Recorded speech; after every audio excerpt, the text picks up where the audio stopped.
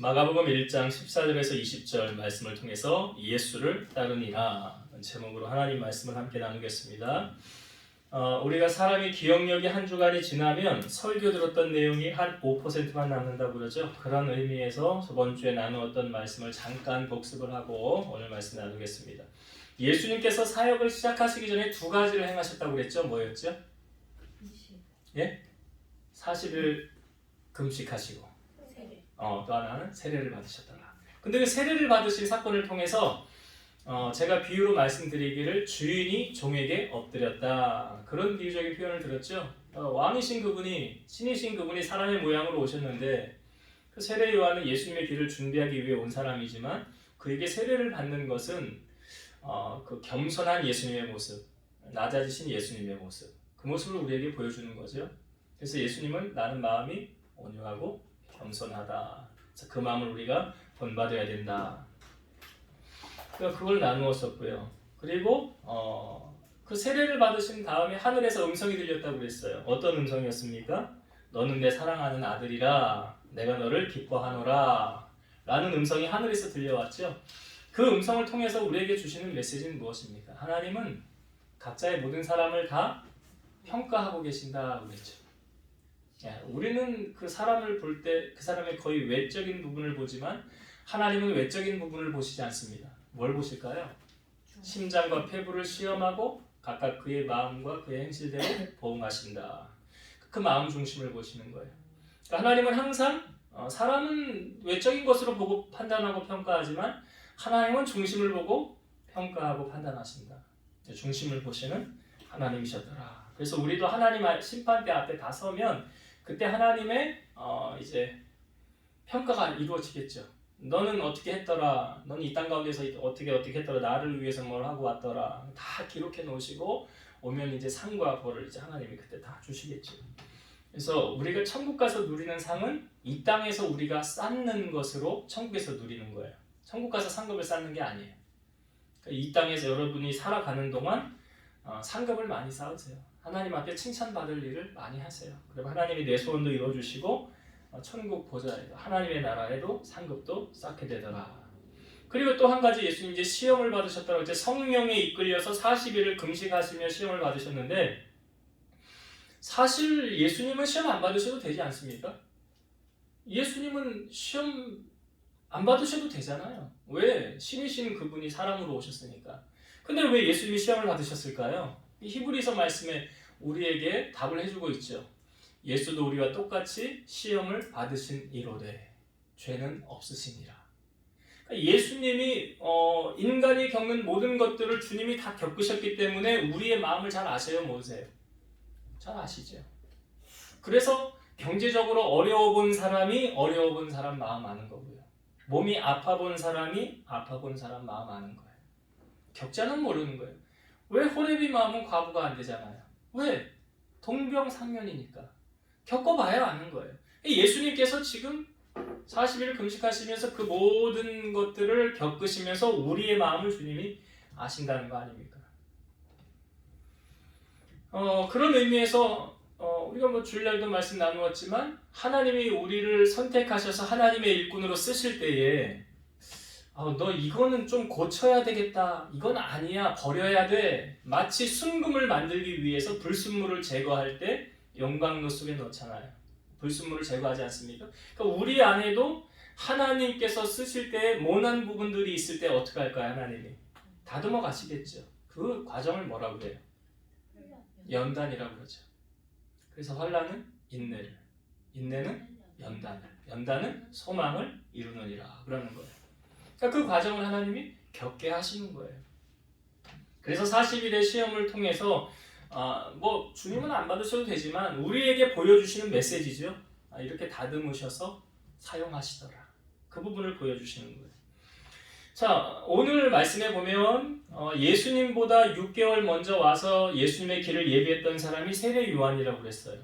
근데 오늘 우리가 읽은 본문의 말씀에 이렇게 시작하죠. 14절에 요한이 잡힌 후 그랬어요. 요한이 잡힌 후. 요한이 어떻게 잡혔습니까? 무엇 때문에 잡혔죠? 요한이 왜 잡혔죠? 그래 뒤로 성경을 좀 넘겨봅시다. 자, 마가복음 6장을 좀 보세요. 마가복음 6장 자 17절부터 좀 보겠습니다. 오늘 본문의 내용하고 좀 관련이 있기 때문에 이 부분을 먼저 좀 볼게요. 자 마가복음 6장 17절부터 잠깐 읽어볼게요. 전에 헤롯이 자기가 동생 빌립의 아내 헤로디아에게 장가든 고로 이 여자를 위하여 사람을 보내어 요한을 옥에 잡아 가두었으니 자 헤롯이 요한을 옥에 잡아 가두었어요. 그렇죠. 근데 왜 가뒀대요? 이유가 뭐랍니까? 동생의 아내를 이제 헤롯이 뺏은 거예요. 그렇죠. 예.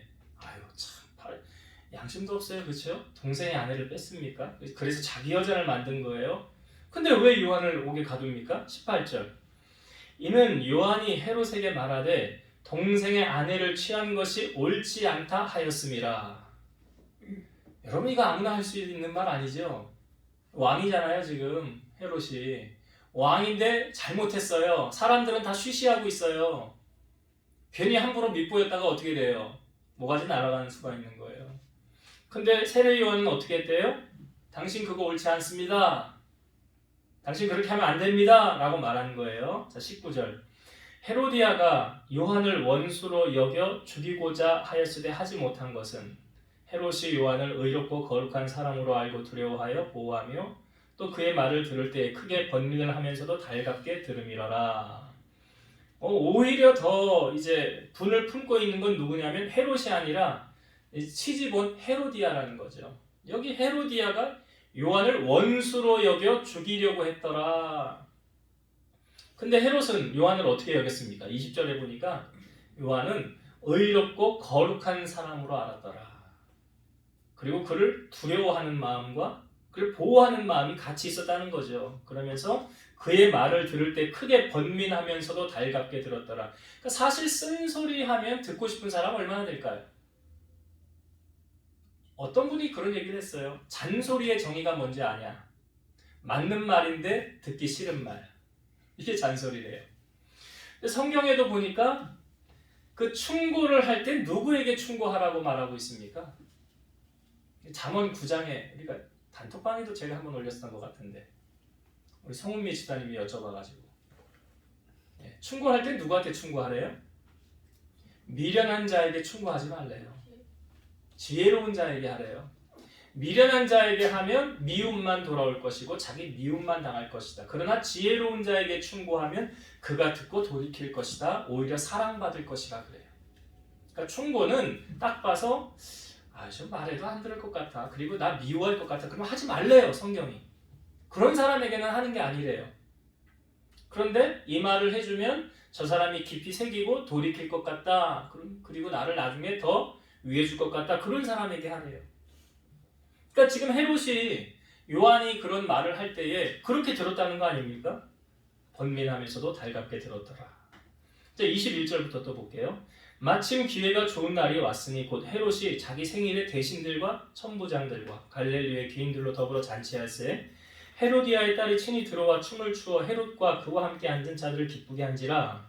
왕이 그 소녀에게 이르되 무엇이든지 내가 원하는 것을 내게 구하라. 내가 주리라 하고 또 맹세하기를 무엇이든지 네가 내게 구하면 내 나라의 절반까지라도 주리라 하거늘. 그가 나가서 그 어머니에게 말하되 내가 무엇을 구하리이까? 그 어머니 누구예요? 헤로디아죠. 헤로디아가 이르되 세례 요한의 머리를 구하라 하니 그가 곧 왕에게 급히 들어가 구하여 이르되 세례 요한의 머리를 소반에 얹어 곧 내게 주기를 원하옵나이다 하니 왕이 심히 근심하나 자기가 맹세한 것과 그 앉은 자들로 인하여 그를 거절할 수 없는지라. 왕이 곧 시위병 하나를 보내어 요한의 머리를 가져오라 명하니 그 사람이 나가 옥에서 요한을 목베어 그 머리를 소반에 얹어다가 소녀에게 주니 소녀가 이것을 그 어머니에게 주니라. 이렇게 해서 세례 요한이 옥에 갇혔다가 죽게 되는 거예요. 여러분 세례 요한의 죽음이 참 안타까워 보이지 않습니까? 나쁜 짓 한 거 있어요? 없어요? 나쁜 짓 한 거 없어요. 나쁜 짓 한 거 없어요. 오히려 세례 요한이 태어났을 때 이런 말 성경은 이렇게 말하죠. 여자가 낳은 자 중에 세례 요한보다 큰 이가 없느니라. 성경이 말하는 거예요. 세례 요한은 바른 말 하다가 지금 목 베어서 참수형을 당해서 그 생애를 마감한 거예요.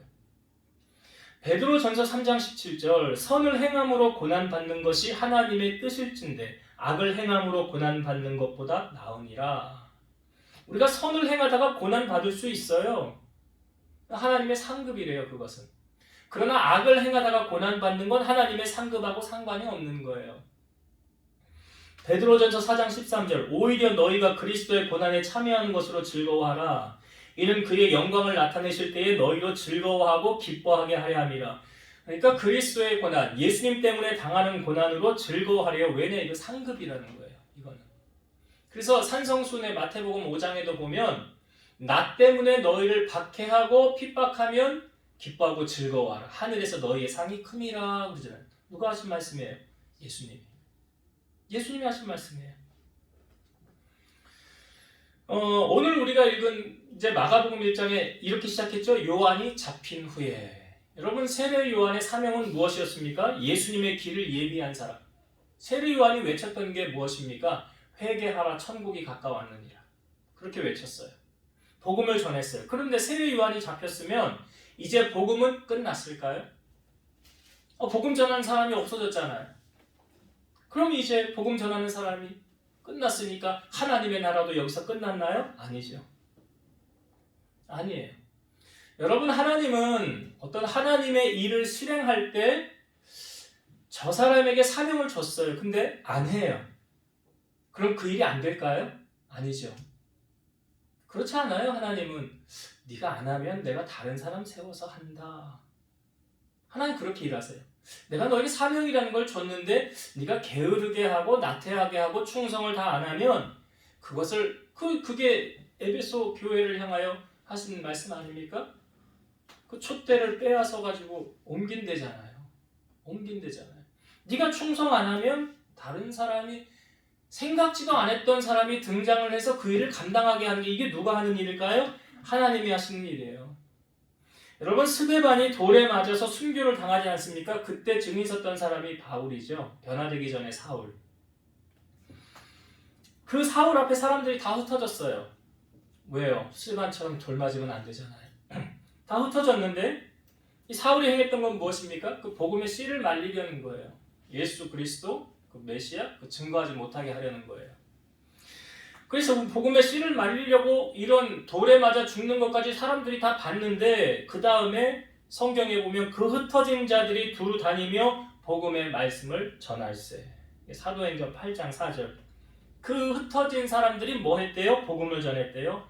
사도행전 11장 19절부터 22절, 21절. 그때의 스데반의 일로 일어난 환란으로 말미암아 흩어진 자들이 베니게와 구브로와 안디옥까지 이르러 유대인에게만 말씀을 전하는데 그 중에 구브로와 구레네 몇 사람이 안디옥에 이르러 헬라인에게도 말하여 주 예수를 전파하니 주의 손이 그들과 함께 하심에 수많은 사람이 믿고 주께 돌아오더라. 여러분, 스데반의 사건으로 인해서 오히려 복음이 확산적으로 일어났던 거 아십니까? 스데반이 뭐냐면 하나의 밀이었어요. 그 밀이 떨어져 죽음에 어떻게 됐습니까? 사방으로 복음이 전해졌어요. 많은 열매가 맺혀졌어요.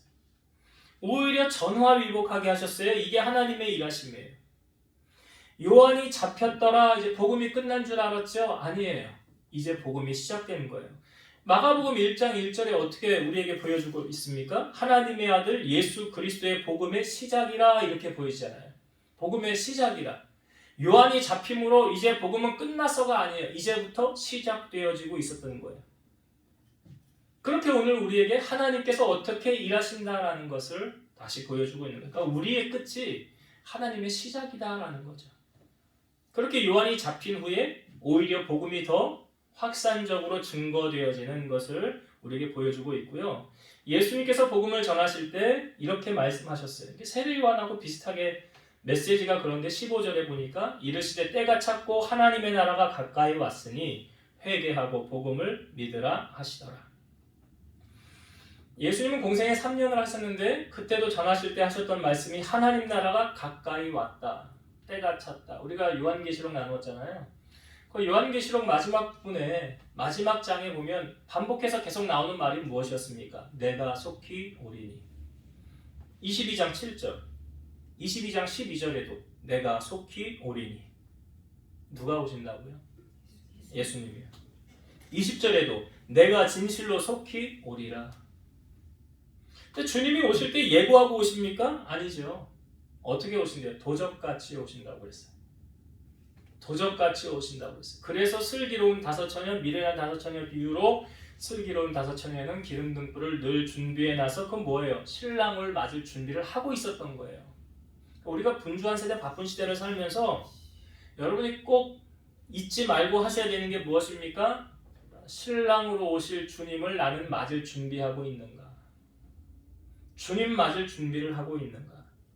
그래서 예수님도 이렇게 말씀하셨어요. 우리가 이제 주님이 다시 오실 것을 사람들은 분주하고 바빠서 세상의 염려 때문에 잊어버리고 살기 때문에 너희들이 이렇게 하라라고 말씀하신 게 뭐예요? 인자 앞에 서도록 항상 기도하며 깨어 있으라.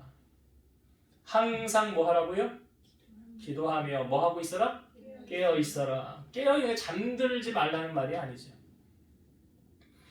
세상에 마음을 두지 말고 주께로 마음을 두고 주님이 곧 오실 거야. 그 주님 맞을 준비를 하는 슬기로운 다섯처녀처럼 하고 있어라. 그 메시지를 지금 누가 하고 있습니까? 세례 요한도 했지만 예수님도 하셨고 요한계시록에 직접 말씀하고 계셨던 거예요. 내가 속히 올 것이다. 그래서 우리가 이 땅에 살면서 세상 것에 마음을 빼앗기시면 여러분 안 되고요. 주님께 마음을 두고 사셔야 돼요. 그리고 다시 오실 주님, 사도행전 1장에 하늘로 승천하신 그 주님, 스데반이 영안이 열려서 보니까 하나님 보좌 우편에 서 계셨던 그 주님, 머지않아 오신다고 약속하신 그 주님을 늘 맞을 준비를 하고 살아라 라고 우리에게 말씀하고 계세요. 이게 14절 15절에 우리에게 주신 메시지고요. 16절부터 20절은 이제 주님께서 제자들을 부르시는 장면이 우리에게 보여주고 있습니다. 예수님께서 제자들을 부르실 때 몇 명의 제자를 부르셨냐면 특별히 성경에 12제자의 이름이 보여지고 있죠. 자, 이제 조금 뒤로 넘기면 12제자 이름이 다 등장을 하는데 예수님께서 12제자를 세우시기 전에 하신 것이 있어요. 뭐 하셨을까요? 이력서 받으셨을까요? 네. 누가복음 6장 12, 13절 이때 예수께서 기도하시러 산으로 가사 밤이 새도록 하나님께 기도하시고 밝음에 그 제자들을 부르사 그 중에서 12를 택하여 사도라 칭하셨으니. 예수님께서 지금 산으로 가서 밤이 새도록 하나님께 기도했다. 이게 무슨 기도예요? 철야 기도. 그래. 이게 철야 기도예요. 네, 들어보셨죠? 우리 교회 지금 철야를 못해서 좀 안타까운데 밤새도록 그냥 아무런 거리낌이 없이 부르짖어 기도할 수 있으면 그런 성전을 하나님 주시면 새벽 기도도 못하잖아. 그럼 막 그냥 마음 놓고 기도하면 좋은데 산에 가서 해야 될까요? 아무튼 예수님께서 지금 철야 기도하신 거예요. 밤새도록 기도하시고 그 다음에 뭐 하셨어요? 그 12제자를 부르사 그 12를 사도라 칭하셨더라. 그러니까 12제자를 세우기 전에 주님이 뭐 하셨어요? 기도하셨더라. 그러니까 예수님도 어떤 일을 결정하실 때 하신 거 뭐냐? 기도하셨더라. 우리는 그러면 우리는 뭐 예수님보다 기도를 더 하려면 더 해야지 조금해서 되겠어요?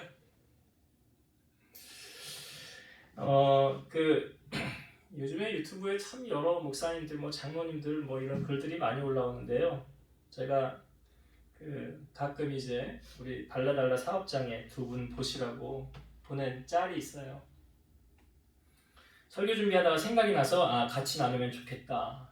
그래서 제가 소개를 하려고 그래요. 이게 손기철 장로님이신데 이분은 치유 사역 하시는 분이세요.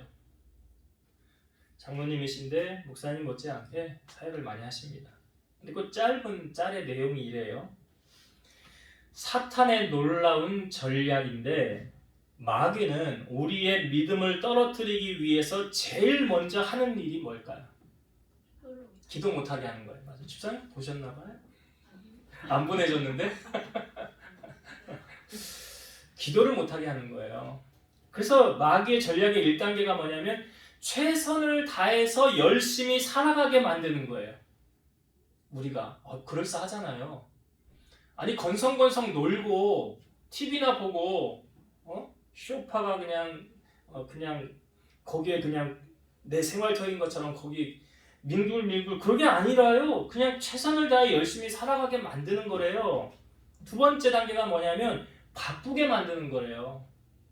우리가 좀 바쁘잖아요. 요즘 얼마나 바빠요. 바쁘시죠 여러분? 바빠요. 3단계가 뭐냐면 그래서 바쁘니까 기도할 겨를이 없게 만드는 거예요. 이게 마귀의 전략이에요. 그러니까 마귀는 우리를 통해서 기도하기보다 최선을 다해서 열심히 살도록 만들어서 기도를 못하게 하려는 거예요. 그러니까 우리 생각엔 그렇잖아요. 우리가 할 수만 있으면 가능한 모든 일에 최선을 다해서 할 때 성공하고 형통하고 잘 된다고 우리 생각하지 않습니까? 사람이 성실해야 되지. 아침 일찍부터 그래야 해 늦을 때까지 말이야. 최선을 다해서 땀 흘리고 수고하면서 노력하면서 일해야지. 그러나 정말 중요한 것은 모든 일을 다 하는 것이 아니라 하나님의 때에 하나님이 허락하신 일을 행하는 것을 배우는 것이 열쇠라는 거래요.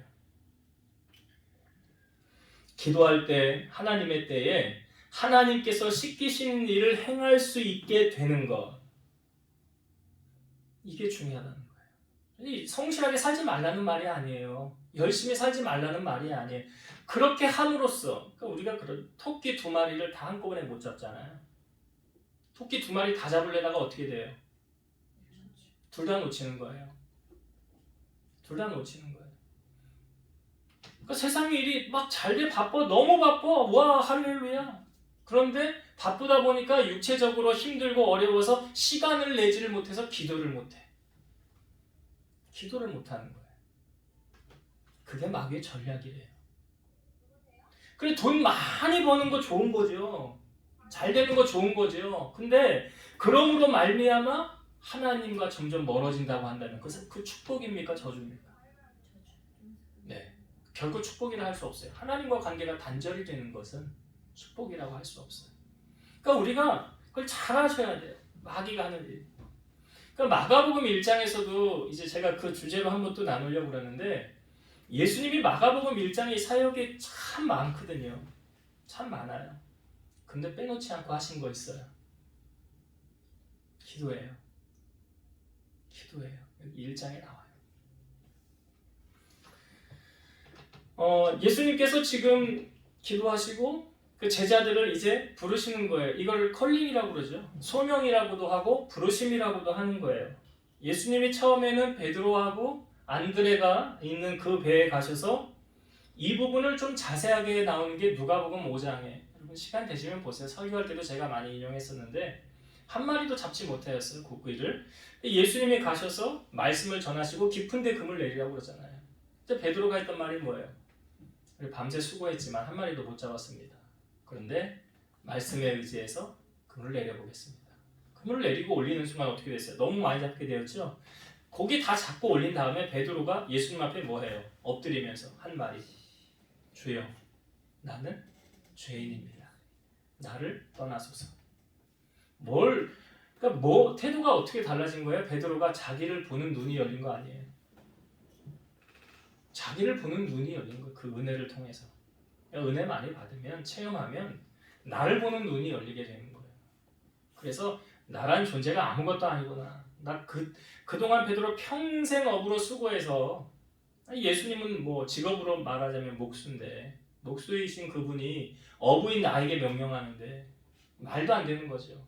그러니까 순종하였더니 어떻게 됐어요? 많은 고기를 잡히게 되었고 자기를 보는 눈이 열려 나는 죄인이다 나를 떠나소서 할 때 예수님이 하신 말씀이 뭐예요? 그때 하셨던 말씀이 뭐예요? 나를 따라오라. 내가 너희로 사람 낚는 어부가 되게 하리라. 이 말씀을 하신 거죠. 근데 이 베드로의 반응이 어떠했습니까? 여기 18절에 보니까 곧 그물을 버려두고 따르니라. 곧 그물을 버려두고 따르니라. 조금 있다가 세베대의 두 형제 야고보와 요한에게도 똑같이 말하죠. 나를 따르라 그랬더니 그들도 20절에 보니까 곧 부르시니 그 아버지 세베대를 품꾼들과 함께 배에 버려두고 예수를 따라가니라. 단순한 것 같지만 쉽지 않은 거예요. 여러분, 생업을 포기하고 주님을 따르라 할 때 따라갈 수 있는 사람이 얼마나 될까? 생업을 포기하는 거잖아요. 다 내려놓는 거잖아요. 예수님 따라다니기 시작하면서부터. 우리 이런 말들을 많이 합니다. 사람들이 이제 체험을 하고 나서 하는 말들이에요. 내가 주의 일을 하면 주님이 내 일을 해주신다 그래요. 내가 주의 일을 하면 주님이 내 일을 해주신다. 맞아요? 틀려요? 맞아요? 경험해 보셨어요? 근데 많은 사람들은 이렇게 살아요. 내 일이 먼저지. 내가 지금 힘들어서 바빠 죽겠는데? 나 먹고 살기 바쁜데?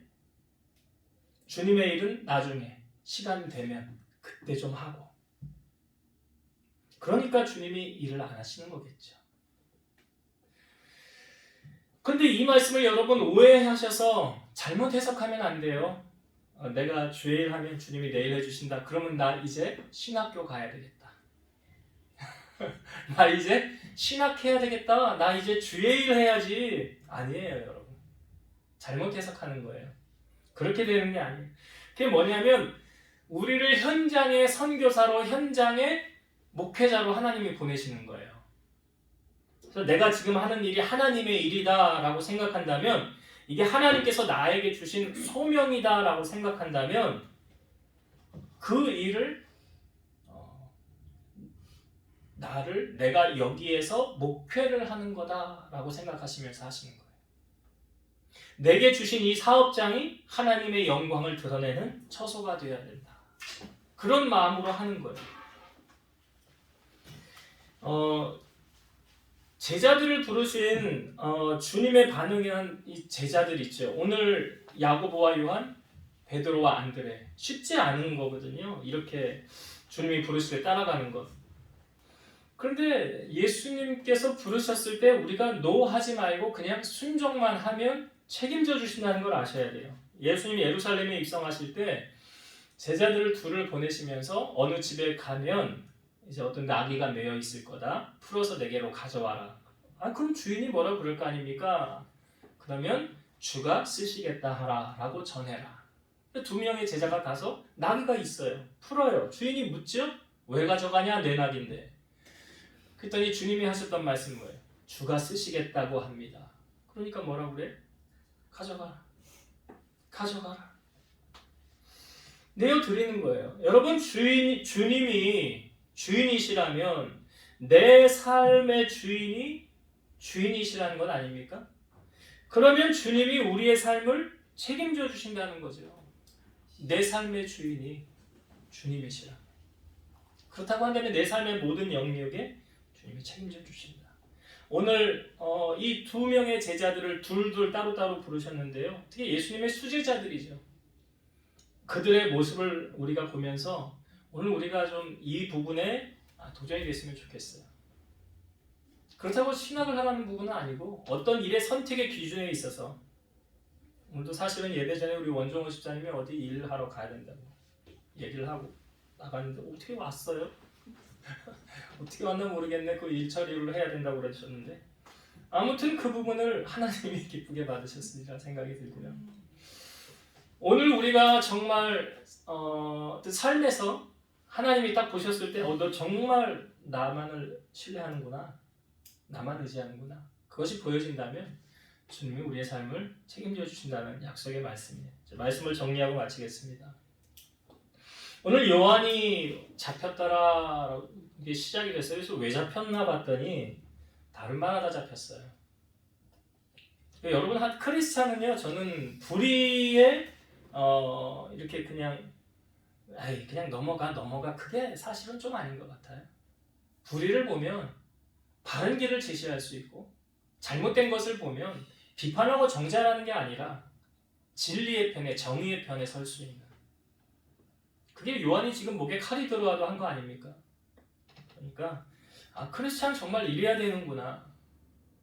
말씀이 그러라고 하면 그 말씀을 그냥 우리가 따라가야 되고 말씀대로 살아가야 되는 게 크리스찬이구나. 그러한 요한의 모습을 우리에게 보여주고요.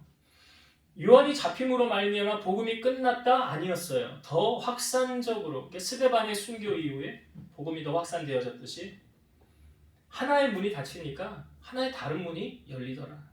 그러니까 여러분, 하나님이 여러분을 선택하셔서 쓰실 때 즐겨 여러분 하나님 앞에 헌신하시고 순종하시고 하나님의 손에 쓰실 때 그렇게 나아가세요. 하나님 나 써주시니 참 감사합니다 하셔야 되지. 자꾸 이렇게 멀리하면 하나님이 사용하지 않으시면 안 되잖아요. 그러니까 쓰임받는 일꾼이 되시라는 거예요. 부르실 때.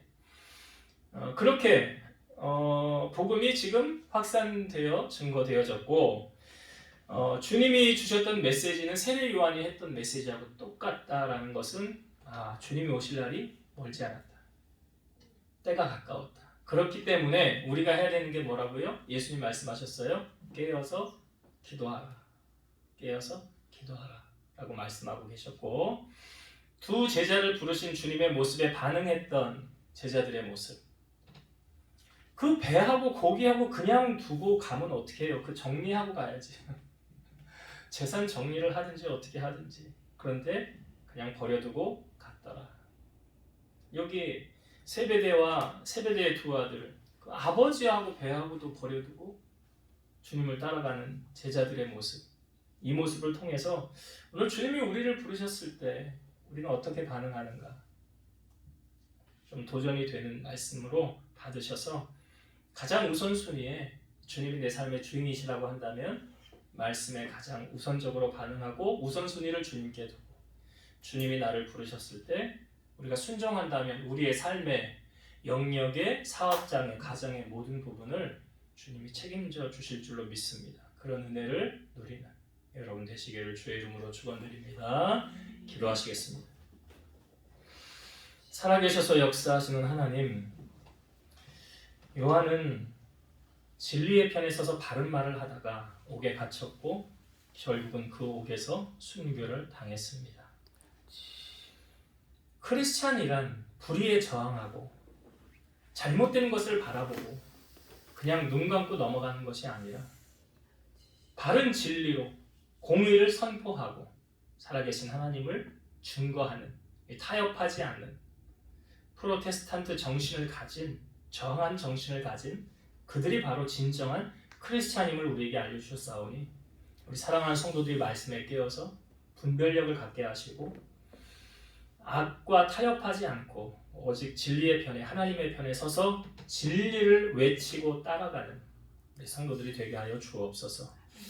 주님이 우리를 부르셨을 때에 이것저것 얽매여서 주님의 부르심에 주저하지 않게 하시고 내 삶의 주인이 주님이시라고 한다면 그 주님만을 가장 우선순위에 두고 주님이 원하시고 기뻐하시는 뜻을 이루어드리며 살아가는 우리 성도들 되게 하옵소서. 그렇게 살아감으로 우리의 삶에 함께 하시고 책임져 주시는 주님의 은혜로 승리하는 우리 성도들이 되게 하옵소서. 예수님 이름으로 감사하며 기도드리옵나이다.